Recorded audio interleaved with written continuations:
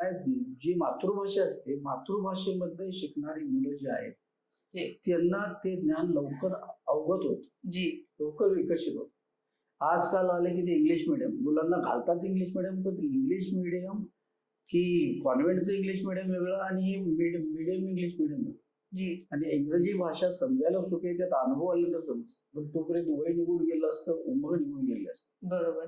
त्यामुळे ह्या गोष्टी जर मराठीमध्ये लोकांच्या पर्यंत पोहोचल्या आणि स्पेशली महाराष्ट्रामध्ये इतके चांगले तंत्रज्ञ आहेत, जास्त म्हणजे ज्याला आपण इंजिनियर्स वगैरे म्हणतो, त्यांच्याकडे टेक्नॉलॉजी खूप आहे. त्यांना एकदा सब्जेक्ट कळला तर त्याचे 10 इन्व्हेन्शन ते करू शकतात. जी. आता सब्जेक्ट जर नाही कळाला तर काय हे होऊ शकतं.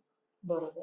त्यामुळं आपल्या मातृभाषेच्या ह्याच्यामध्ये अनुवादित जर विभागाची टेक्नॉलॉजी उपलब्ध झाली तर अतिशय चांगलं, यातनं बरंचसं ग्रोथ जनरेशन भेटते. बरोबर. यामध्ये सर अजून एक प्रश्न असा येतो की भारतात स्वकीय जे ब्रँड असतात किंवा स्वकीय जी लोक असतात त्यांचा एक्सेप्टन्स फार कमी आहे आणि बाहेरची एखादी टेक्नॉलॉजी, तीच टेक्नॉलॉजी जेव्हा भारतात स्थापन होते तिचा एक्सेप्टन्स लोकांकडे फार इझिली अवेलेबल आहे. बरोबर. म्हणजे एखादी मेड इन इंडिया प्रोडक्ट घ्यायच्या ऐवजी मी मेड इन जर्मनी पटकन घेईन, अशा वृत्तीची बरीच लोक आहेत. तर त्यासाठी काय केलं पाहिजे? त्यासाठी आता उदाहरण सांगतो मी, आपलं सर्वसामान्य उदाहरण म्हणजे आपण बाहेर जरी कुठे गेलो परदेशामध्ये, आपल्याला भारतीय खानाच आवडतो. जी. आपलं खाण्यावर प्रेम आहे. आपल्या देशाच्या खाण्यावरती आपल्याला रोजी रोटी, चपाती, भाकरी या पदार्थावरती आपलं प्रेम आहे. जी. तिकडे पण ते खाद्यपदार्थ वेगळे होतात. आता आज त्यांच्या येणाऱ्या वस्तू हा इंडियन पब्लिक हे का ऍक्सेप्ट करते?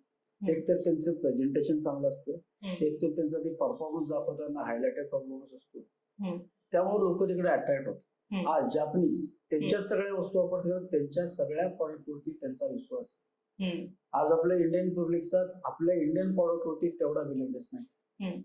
आता आज भारतामध्ये जी टेक्नॉलॉजी आली की ही पूर्ण टेक्नॉलॉजी, इंजिनिअरिंग टेक्नॉलॉजी बाहेरून आलेली नाही. इथल्या लोकांनी काम करून फक्त त्यांचं कोलॅबोरेशन घेऊन आपण इथल्या बऱ्याचशा कंपन्या करू. तर आपल्या स्वतःच किंवा ज्याला आपण म्हणतो की स्व तयार केलेलं किंवा आपलं स्वतःच्या देशामध्ये तयार झालेलं किंवा जे आपले गव्हर्नमेंटनं मध्ये आणलं होतं की काय आपण त्याला म्हणतो भारतामध्येच उत्पन्न झालेले पदार्थ, मेड इन इंडिया. तर मेड इन इंडिया हा जर प्रकार सगळ्यांनी जर विचार केला तर भारतामध्ये, भारत हा चायनाचं त्या पॅन्डेमिक सिच्युएशन नंतर चायनाचं मार्केट वर्ल्ड मध्ये बऱ्याच लोकांनी बंद केलं. आज तो सगळा फ्लो इंडियामध्ये आहे. पूर्ण भारतामध्ये आज सगळे चायनीज प्रॉडक्ट्स वगैरे रेग्युलर मॅन्युफॅक्चरिंग सेगमेंटमध्ये आहे. त्यामुळे इंडियावर हा economical scope to develop.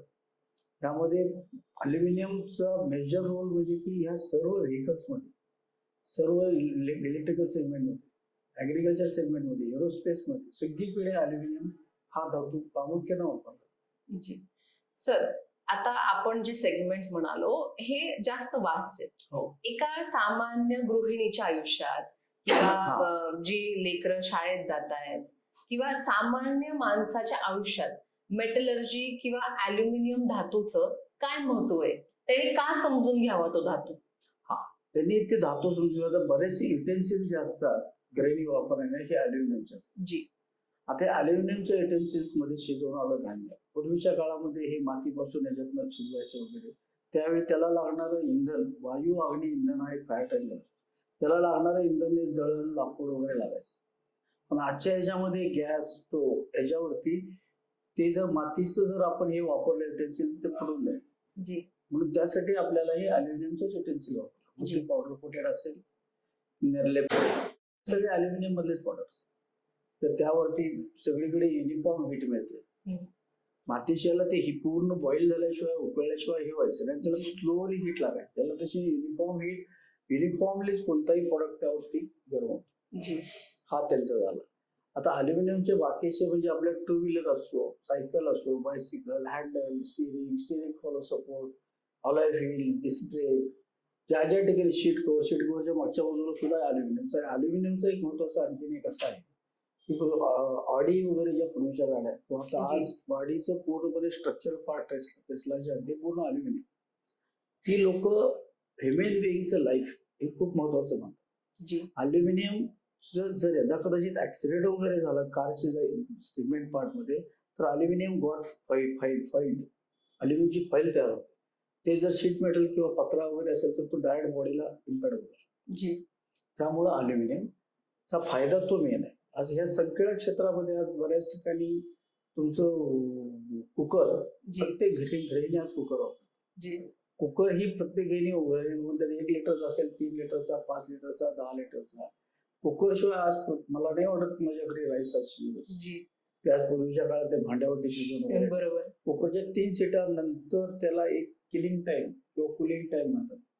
Sheet झाल्या लगेच काढली जात नाही, तर ते भात शिजल्यावर असतो, राईस शिजल्यावर असतो. बरोबर तर त्या 3 शिटामध्ये जी अल्युमिनियमची आतली इंटरनल हीट आहे ही सगळीकडे युनिफॉर्म डिस्ट्रीब्युट होऊन वरचं जरी आपण एखादा कण बघितला आणि त्या भांड्यातला खालचा जरी कण बघितला युनिफॉर्म शिजलेला असतो. बरोबर तर हे अल्युमिनियमच्या बेसिकली आतल्या इंटरनल हीट रोटेशन किंवा थर्मल एक्सपान्शन किंवा जे व्हेपरायझेशन आहे या व्हेपरायझेशनची एनर्जी त्यामध्ये टाकणं हे काम बेसिकली अल्युमिनियमचा फायदा आहे. जी यामध्ये सर ही जी फील्ड आहे, हे क्षेत्र आहे धातूचं, त्यामध्ये महिलांची संख्या फार कमी आहे.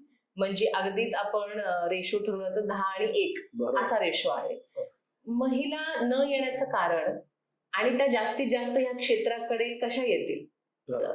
आता जनरली क्षेत्र बघितलं तर आज इन्फॉर्मेशन टेक्नॉलॉजी IT इकडे मुलींचा ओढा जास्त. जी त्या इंजिनिअरिंग इंडस्ट्रीमध्ये सुरुवातीपासून मी माझं करिअर स्टार्ट केलं 98ला. त्या काळामध्ये एखादी लेडीज कुठेतरी इंजिनियर लेडीज यायची, पण आज जी. या एरियामध्ये मुली यायला चालू झालेत का, तर हे ITचंच वळण सुद्धा ह्या इंडस्ट्रीज नाही. जी जिथे मॅन्युफॅक्चरिंग टेक्नॉलॉजी आहे त्या ठिकाणी फक्त एम्प्लॉई लागतो, कामगार बरोबर. लागतो. बाकी त्याचं सगळं पुढचं जे काम आहे IoT आहे, पुढे प्रोसेस प्लॅनिंग आहे, कस्टमरचे शेड्यूल्स आहेत, सगळं ऑन इंटरनेट एव्हरीथिंग. जी आता त्यामुळे तर जवळजवळ आता मी आमच्या कंपनीमध्ये सुद्धा 20% लेडीज घ्यायचं आमचे chairman ji 20% ladies should be required in the organization. Correct. त्याप्रमाणे रिक्रुटमेंट चालू आहे. प्रॅक्टिकल कामं जे आहेत आज मिंडामध्ये असेंब्ली लाईनला पूर्ण लेडीज काम करतात. ओके लेडीजचं एक बंधन असं की त्यांना फक्त जनरल शिफ्ट किंवा 8 तासाची ड्युटी द्यावी लागते. जी त्यामुळे ह्याकडे मुलींचा कल नव्हता. मग आता IT इंडस्ट्रीमध्ये first shift, second shift, third shift मध्ये सुद्धा लेडीज आहेत. जी आणि आज लेडीज हे आउटपुट काय असते लेडीजचं. आता माझ्या कंपनीमध्ये सुद्धा इंजिनिअरिंग कंपनी असताना आमची जनरल शिफ्टला लेडीजच आम्ही ठेवले. जी आउटपुट हे ह्युमन पेक्षा डबल येते, जी कारण त्यांचं concentration on the job is very essential हे त्यांचं तत्व असतं. जी तसं ह्युमन बिईंगचं नसतं. तो अर्धा तिकडे गप्पा मारला, अर्धा तिकडे गप्पा मारला, लंचला गेला 10 मिनिटं लेट. जी ते लेडीज लोकांचं नसतं. त्यांचं कामातलं कॉन्सन्ट्रेशन डिवोशनल आपण जे म्हणतो ना अशा पद्धतीने